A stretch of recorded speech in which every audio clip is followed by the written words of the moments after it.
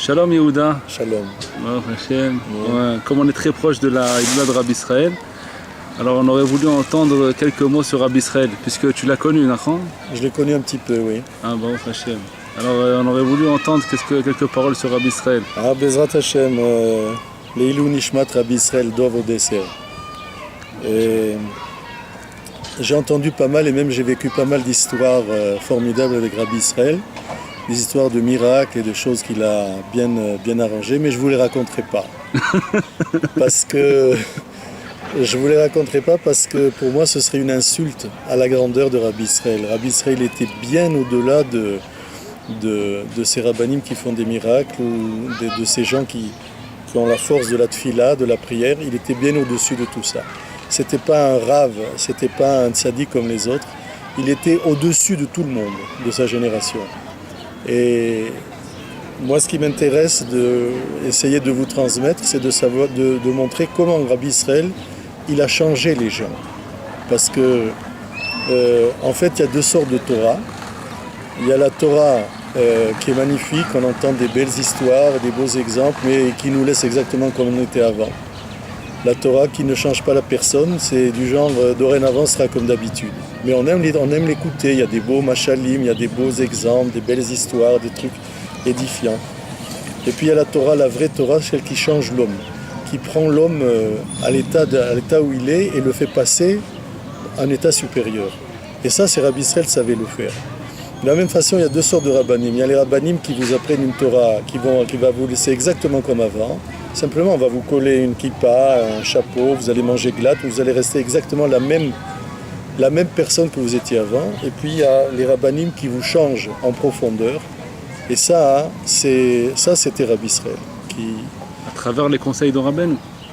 Pardon ? C'est toujours à travers les conseils de Rabbeinu À travers les conseils de Rabbeinu, mais qu'on ne voyait pas. Ce qu'il y avait d'extraordinaire, et je n'ai pas la réponse à cette question, c'est comment il a fait pour faire ça. Parce que pourquoi ? Il ne nous a jamais enseigné, jamais il s'est assis avec nous pour nous donner une leçon sur le Likutei Moharan. Jamais il nous a dit, il nous a cité des passages du Likutei Moharan ou des Sifrei Rabbeinu. Jamais, jamais. Et deuxièmement, il ne nous a jamais fait la morale. Alors comment il a réussi à nous transformer ? Tous ceux qui l'ont connu peuvent attester qu'ils sont d'autres personnes par rapport à ce qu'ils étaient avant de l'avoir connu. Ça, c'est un truc extraordinaire. Comment il a fait ça ? C'est comme une université de la rue, une université sans cours, sans professeur, sans examen, sans rien du tout, qui change la personne. C'est un truc absolument incroyable et j'ai pas la réponse à ça. J'ai plusieurs réponses, mais je ne vous les dirai pas parce qu'elles sont personnelles, je ne sais pas si c'est vrai. Comment il a pu réussir ce changement sans faire de cours, sans faire la morale aux gens ? Comment il a pu faire ça ? Je ne sais pas. Et Rabbi Israël, il était en quelque sorte un passeur de frontières. C'est-à-dire cette personne qui vous prend et vous fait passer la frontière de manière clandestine, en bravant tous les dangers, en montant les cols les plus hauts et vous fait passer sur le versant d'à côté.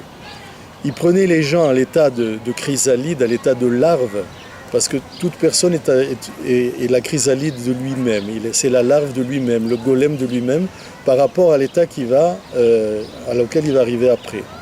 Quand on regarde le chemin qu'on a parcouru des années auparavant, on voit qu'on était vraiment des animaux par rapport à ce qu'on est maintenant. Ça ne veut pas dire que maintenant on est des tzadikim, loin de là, mais par rapport au chemin qu'on a fait, on voit qu'on a fait beaucoup de chemin. Rabbi Israël, c'était ça, c'était un passeur de frontières et vous faisait passer la frontière de vous-même. Ça suffisait d'arriver à côté de lui, simplement de le voir. On ressentait une irat shamaim, on ressentait on ressentait qu'on avait une émouna supérieure à ce qu'elle était avant. Mais rien, il faisait rien. Il était à côté, il vous regardait. On pouvait parler de la pluie et du beau temps. Et ça changeait tout en nous, mais on ne le voyait pas tout de suite. Puis, en dehors du fait qu'il nous apprenait donc, il augmentait chez nous la hirat shamaim, la crainte d'Hachem, la émouna. Il y a un truc aussi, ça c'est un des plus beaux cadeaux qu'il nous a fait. Il nous a appris à penser plus juste. C'est-à-dire à ne pas tomber dans les faux semblants, dans les mensonges. dans lesquels la plupart des gens sont, même ceux qui étudient la Torah, même ceux qui ont des maîtres dans la Torah, ils ont des schémas de pensée qui sont faux, très très souvent.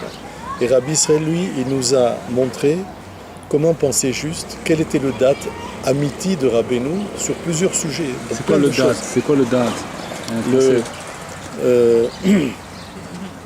On va dire l'esprit de connaissance, l'esprit de pouvoir tirer une leçon de choses qu'on n'a pas apprises, la faculté de pouvoir joindre deux choses.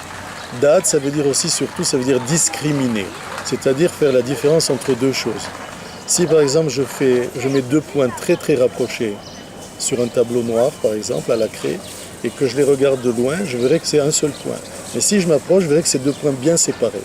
C'est ça le date, c'est la possibilité de faire la différence entre deux choses très très proches. Exact.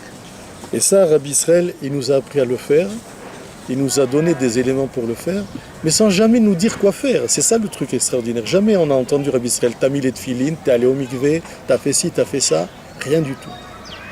Le simple fait d'être à côté de lui, la façon dont il nous regarde et il nous parle, c'est ça qui changeait quelque chose en nous, qui faisait un déclic. Rabbi Israël, c'était un tzaddik caché. C'était un tzaddik qui non seulement était caché, mais en plus il faisait tout pour se cacher. C'est-à-dire qu'il faisait tout, et même pour nous qui soi-disant le connaissions, ou l'approchions, ou le côtoyions, même pour nous on avait parfois très souvent des gros doutes, parce qu'il faisait des choses pour nous désarçonner, pour nous décontenancer complètement. Par exemple, voilà, je vais te raconter une petite histoire. Un jour, il est en France pour le mariage de quelqu'un, et le rabbin de la choule, qui fait la choupa, il veut l'honorer en tant que chassid, zaken, etc. Il veut l'honorer de la bracha du kiddush. Mais Rabbi Israël, il prend la coupe. D'abord, il dit qu'il ne veut pas. Bon, enfin, on insiste. Et il prend la coupe, et il commence à dire Baruch Ata, et puis il regarde la personne qui, lui, ne connaît pas la bracha.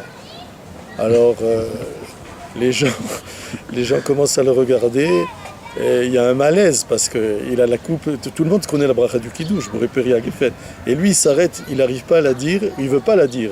Et alors, il attend que, et finalement, c'est le Rav, il comprend qu'il faut qu'il lui souffle les mots, et c'est ce qu'il fait. Il lui dit Baruch, Baruch, Ata, Hashem, Elokeinu. Alors, bien sûr que nous qui le connaissions, on n'arrivait pas à se retenir vraiment de rire, mais il y en a un après, il m'a dit mais c'est ça ton Rav? C'est ça le Rav dont tu nous as parlé? Il ne sait même pas faire un kiddush. Il était complètement désarçonné. Et ça, Rabbi Israël le faisait plein de fois il faisait ça. Dis-moi, s'il faisait des choses comme ça, comment tu as découvert que c'était un tzaddik alors? Moi, j'ai pas découvert. Si j'avais pas eu les préfaces d'un ami qui me l'avait présenté, je crois que je serais tombé dans le panneau comme beaucoup. Il y en a beaucoup qui sont venus le voir, ils sont repartis en pensant que c'était un vieux, une personne âgée, ouais, c'était un chassid sympathique, quoi. Mais au fur et à mesure de le connaître, tu as bien découvert que c'était un tzaddik, à un moment donné. Ouais. Et comment ça s'est passé? Ça s'est passé assez vite, parce que la première fois que je l'ai vu, je suis venu le voir spécialement, c'était Chol HaMoed, du Pessah, il était à Tiberia chez une de ses filles, et j'avais une question très particulière à lui poser, un dilemme de la vie, et je ne savais pas du tout parler l'hébreu, mais rien, hein. Et on a réussi à se comprendre, lui et moi, c'était extraordinaire. Un ami m'avait donné la question que j'avais voulu lui poser, il me l'avait donné enregistrée sur un magnétophone d'avant, avec les bandes là.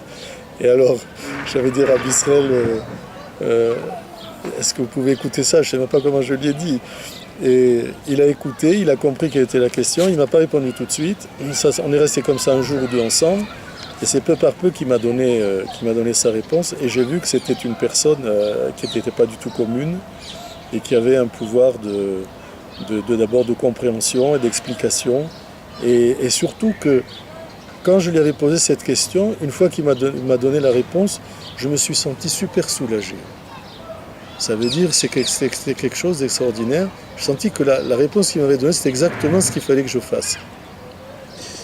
Donc, pour se cacher, il se cachait, mais il a changé le destin de dizaines et de dizaines de personnes. Beaucoup de personnes sont montées en Eretz Israël, par exemple moi, essentiellement parce qu'il avait insisté sur ça, qu'il fallait monter en Eretz, que c'était un pays extraordinaire, il parlait des fruits d'Eretz Israël, il parlait de l'ère d'Eretz Israël, Eretz Israël, Eretz Israël. Mais sans te le dire de venir. Jamais, jamais. Un jour, je lui ai dit, mais qu'est-ce que ça veut dire les fruits d'Eretz Israël? Il y a des fruits partout, les fruits d'Eretz Israël. Qu'est-ce que ça veut dire? Il y a quelque chose de caché là-dedans. Alors il m'a regardé, il m'a dit, oui, il m'a dit, il y a des choses cachées, mais même les fruits d'Eretz Israël, ils ont un goût spécial. Non seulement il changeait le destin des gens, mais Rabbi Israël, il a changé le destin de l'histoire du monde. Et je vais dire pourquoi, je ne vais pas expliquer pourquoi, parce que c'est trop difficile, vous n'allez pas pouvoir l'accepter. Mais d'abord, si la chute de l'URSS, c'est lui qui l'a causée. La chute de l'empire de l'URSS, c'est lui qui l'a causée. Et ça s'est passé dans des circonstances très particulières. Lui, ce qu'il voulait, Rabbi Israël, c'était que le tombeau de Rabbi Nachman soit ouvert à tout le monde. Et les Russes empêchaient. Ils nous empêchaient d'y aller. Il fallait demander des visas pour les Israéliens. Il fallait soudoyer là-bas les chauffeurs de bus, les gens du KGB. Ça coûtait de l'argent, on était poursuivis, c'était très difficile. Et lui, il a réussi à ouvrir les frontières. Il le répétait après, d'une manière voilée. Il disait... La Russie est tombée sans une seule balle qui a été tirée. En général, les révolutions, il y a toujours des morts, des coups de fusil, etc. Là, il n'y avait rien. Jusqu'à présent, c'est très difficile d'expliquer pourquoi l'URSS est tombée. Pourquoi c'est tombé? C'était très bien. Et Rabbi Israël, il répétait sans arrêt, Blishum Kadour, sans aucun tir de balle, l'URSS est tombée. Et moi, à mon avis, c'est parce qu'il a voulu ouvrir le tombeau de Rabbi Nachman. Et je sais exactement comment ça s'est passé, mais je crois que l'histoire était écrite, on ne peut pas la dire au micro. C'est quelque chose de trop... C'est du ribouillour, c'est un truc. Rabbi Israël a été mêlé aussi à la chute de Begin. C'est pas qu'il a cherché la chute de Menachem Begin, le premier ministre d'Eretz Israël, mais il avait fait quelque chose... il avait été le voir à Begin, et il lui avait demandé d'imprimer des livres et de les donner à chaque soldat du Liban pour les protéger. Et tous les jours, Rabbi Israël, il pleurait, parce que quand on lui disait qu'il y avait des soldats du Liban qui étaient tombés. Et il a dit, il faut qu'ils aient dans leur paquetage, il faut qu'ils aient Sipurei Massiot et un autre livre, je ne me rappelle plus duquel. Et Begin s'était engagé à les imprimer et à les donner aux soldats. Puis finalement, il n'a pas fait. Ça a traîné, etc., il n'a pas fait.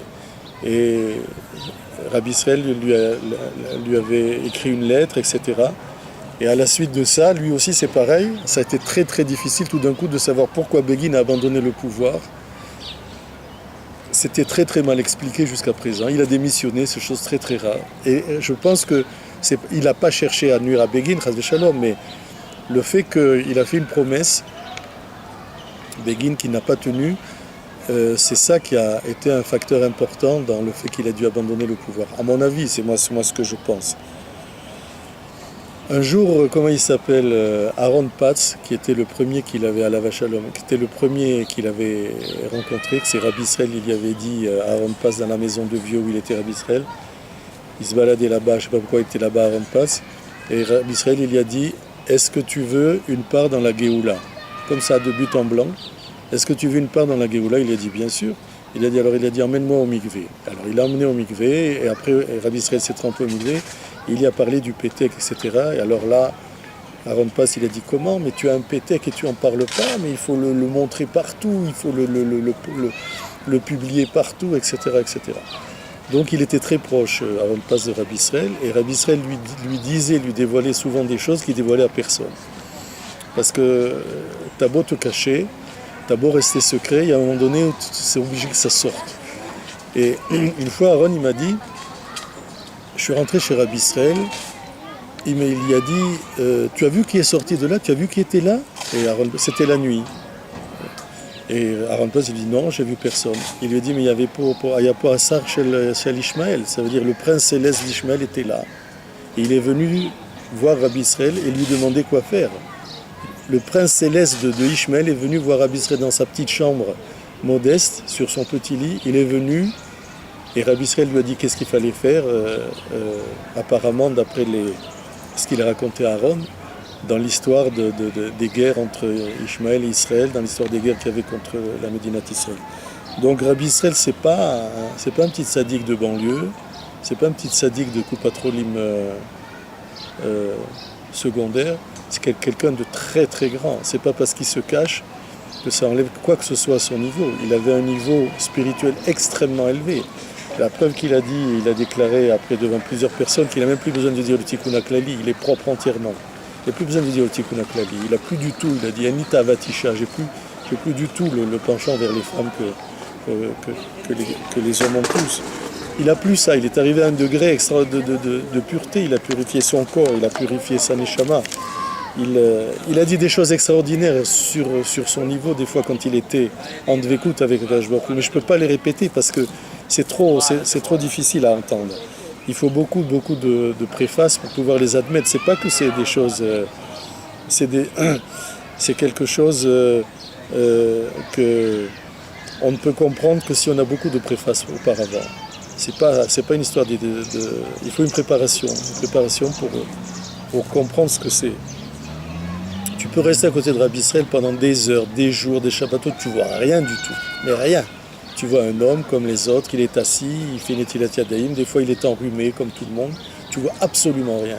Et lui, il travaille sans arrêt, sans arrêt. Si tu t'approches bien, tu regardes bien, même quand il est loin, ses lèvres elles bougent sans arrêt. Il est constamment tefila. Il est dans la voiture, tu voyages avec lui, tu lui parles pas pendant 10 minutes, tu vois ses lèvres qui bougent.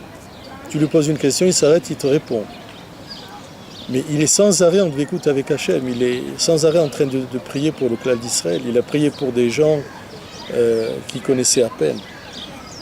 C'est une personne, Rabbi Israël, il n'a pas acquis son niveau parce qu'il est resté des heures et des heures en train d'étudier. Hein. C'est pas comme ça qu'il a acquis son niveau de Tzidkout et de Gadlout. Il a acquis son niveau par les souffrances et par la tfila. C'est sûr qu'il a étudié, il était très très érudit, et j'espère qu'on va y revenir tout à l'heure. Il a énormément souffert, on l'a montré du doigt, on l'a isolé, on l'a vexé, on l'a frappé, on a humilié ses enfants, on l'a humilié, tout ça parce qu'il est devenu Breslev et qu'il ne faisait pas ce que les autres faisaient. Un jour, quelqu'un lui a dit, mais d'accord, tu as souffert, il y en a d'autres qui ont souffert, il n'y a pas que toi qui as souffert, d'autres aussi ont souffert. C'est-à-dire, Rabbi Israël, malgré son niveau extraordinaire, pour les gens qui étaient à côté de lui, on arrivait à Vonotenu, à Rabbim, à lui parler comme si c'était un ami d'enfance. C'était quelque chose d'extraordinaire. Même à son père, on ne parlait pas comme ça. Alors il lui a dit, mais bien sûr, il y en a d'autres qui ont souffert, il n'y a pas que toi qui as souffert. Alors il lui a dit, Rabbi Israël, alors quelle est la différence entre toi et les autres? Alors Rabbi Israël lui dit, Tagidata, dis-le toi, dis-toi quelle est la différence entre moi, ce que j'ai souffert, et ce que les autres. Alors il a dit, Rabbi Israël, cet élève, il a dit, je vais te dire quelle est la différence. Les autres, ils avaient une parnassa, ils avaient une famille, ils avaient une maison, ils avaient des écoles pour les enfants, ils avaient des habits, ils avaient de quoi manger. Il a dit, toi tu n'avais rien, tu n'avais pas de synagogue, tu n'avais rien du tout. Tu étais absolument sans repère, il n'y avait plus rien. Il aurait pu être, Azé Shalom, comme on dit maintenant, un homme, comment on dit ça, un homme homeless qui n'a pas de domicile, sans domicile fixe. Il aurait pu être SDF. Ouais, comme un SDF, Razé Shalom. Il n'avait plus rien, il n'avait plus aucun repère, il n'avait plus rien à quoi se raccrocher. La seule chose à laquelle il se raccrochait, c'était son émouna dans Rabbi Nachman et le Pétek. Il a dit plusieurs fois que sans le Pétek, s'il n'avait pas reçu le Pétek, il serait mort. Il serait mort de chagrin, il serait mort de souffrance, il serait mort de déprime. Il n'aurait pas pu survivre à tout ce qu'il a souffert. Il a accepté ça Oui, il a accepté. Qu'est-ce que le Chaver a dit? Il a accepté. Il a dit qu'il y avait de ça. Ouais. Il était une personne qui, toute sa vie, donc c'est pas par le limoud qu'il est arrivé à son niveau. Il a étudié énormément puisque un jour, il voulait pas d'abord montrer qu'il savait des choses. Hein. Mais moi je sais que je lui ai posé plusieurs fois des questions d'Alaha. Il m'a dit je sais pas. Et puis quelques minutes après, il m'a répondu, mais ce n'est pas des questions d'Alaha, ce n'est pas Bassar Vechalav, c'est des questions d'Alaha très difficiles, sur des cas humains très difficiles, ce n'est pas des cas qu'on peut poser à n'importe quel rave. Et quelques temps après, ou même sur le moment, alors la première chose qu'il dit, il dit « Anelo Yodea ». Alors vas-y, Anelo Yodea, vas-y, attends-toi. Et puis après, il te raconte une petite histoire, alors il te dit un petit remèze, Et j'ai vu que ce qu'il me disait, après quand je demandais la halakha des poskim, etc., des poskim de haut niveau, c'était exactement ce qu'il m'avait dit. Donc j'en ai conclu dans ma petite tête la conclusion qu'il était baki dans la halakha. Et un jour, je reviens de Haramenuchot et je prends quelqu'un en stop, c'est un litaï, et dans la voiture, il voit que j'ai le pétec accroché au rétroviseur. Ah, il C'est me après que Rabbi Israël est niftar. bien après, oui, je revenais d'Haramenuchot, sur sa tombe. Ah, il me dit, tu as connu Rabbi Israël? J'ai dit, ouais, un petit peu, j'ai rencontré, tout ça. Il me dit, ouais, je vois que tu as le pétec. J'ai dit, pourquoi toi tu l'as connu? Il me dit, mais bien sûr. Il me dit, moi j'habitais dans le même immeuble que lui, à Givat Shaul. Et il me dit, c'était un homme extraordinaire. Je dis, d'accord, et alors? Il me dit, non, il me dit, c'était quelqu'un qui étudiait. C'était un lambdan. Ah, j'ai dit, ah bon, c'est un lambdan, pourquoi tu as étudié avec lui? Il m'a dit, non, je n'ai pas étudié avec lui, mais je sais qu'il étudiait toutes les nuits la Gemara. Je dis, comment tu le sais?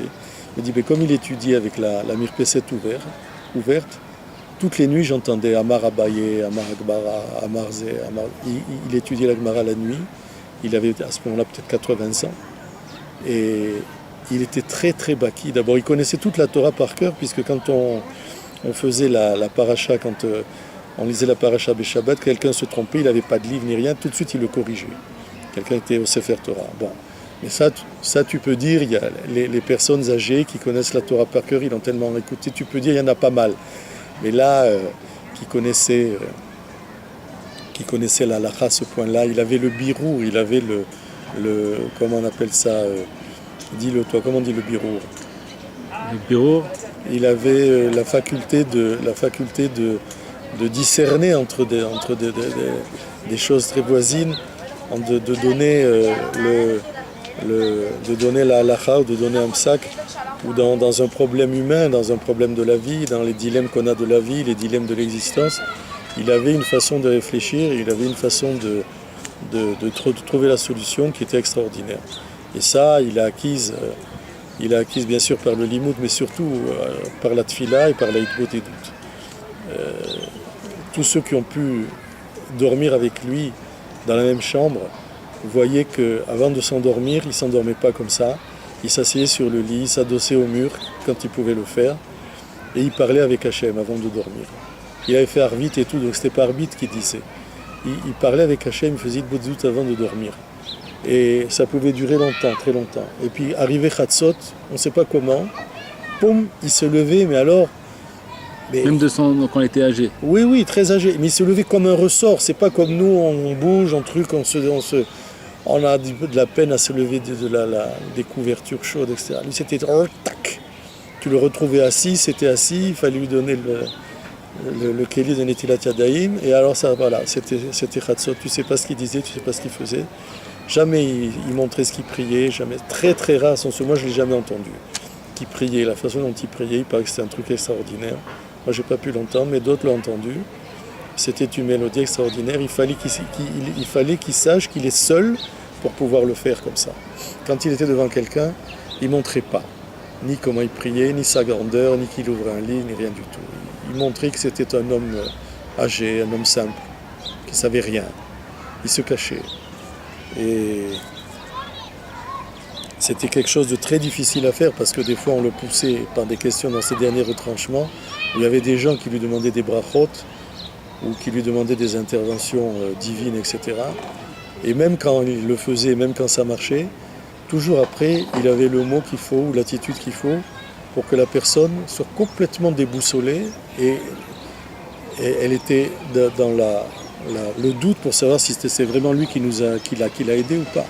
À chaque fois, alors les gens lui disaient, mais tu sais, tu as prié pour un tel, regarde, ça s'est réalisé. Il dit, ah, Baruch Hashem, c'est Rabbeinu, c'est à quoi Rabbeinu. Et lui, c'était Rabbeinu. Il n'y avait que Rabbeinu. Il n'y avait rien d'autre que Rabbeinu. Il le disait d'ailleurs, il disait, Li yeshli rak Rabbeinu.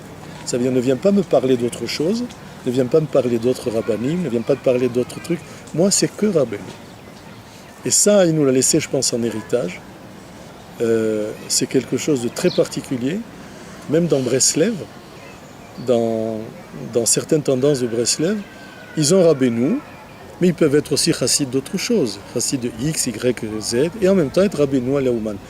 Rabbi Israël nous a montré que ça, c'est pas ça. comment c'est possible. Alors, on est tous, il y a tous plein de rabbanim, plein de chassidouyot, plein d'admourim, plein de tzadikim. Ça veut dire ragrabez-nous, ragrabez-nous. Ça, il nous l'a laissé en héritage que il y a une hiérarchie dans les tzadikim. Les tzadikim ne sont pas tous au même niveau. Et il y en a un qui est au-dessus des autres. Celui qui est au-dessus des autres, c'est Moshe Rabbeinu.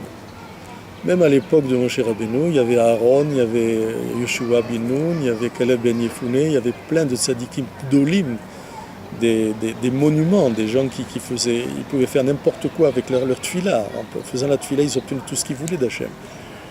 Mais malgré ça, ils étaient tous, entre guillemets, aux ordres de Moshe Rabbeinu. Ça veut dire Moshe Rabbeinu, c'était l'instance supérieure. Il ne pensait jamais être au même niveau que Moshe Rabbeinu.